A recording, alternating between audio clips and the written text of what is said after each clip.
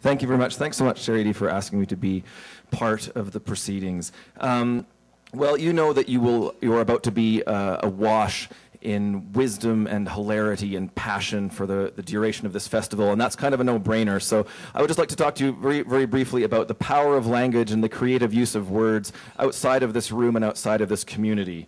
And I would like to quote Alan Hunsperger, who is running for MLA in Edmonton Southwest. If you choose to be homosexual, you will suffer the rest of eternity in the lake of fire, hell, a place of eternal suffering. At this point, I am not judging. I am stating a fact.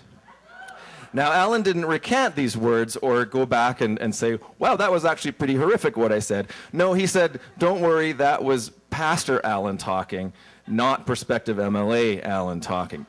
And of course, you know, there's never any crossover between the execution of political policy and philosophical ideas or philosophical mandates. So there's really nothing to worry about.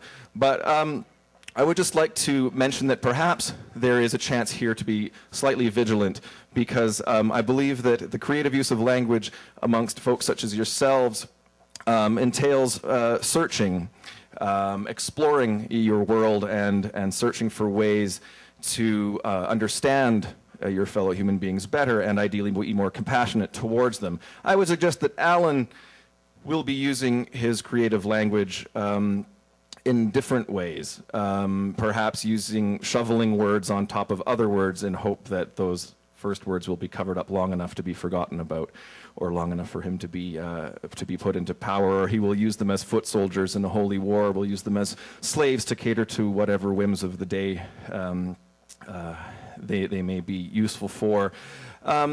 And I would suggest that when confronted with the language of reality and truth, perhaps Alan will deflect or dismiss or completely ignore. And this is a very creative use of the power of words and the power of language. It's sort of in the tradition of some of the great propagandists of some of the foulest regimes in history.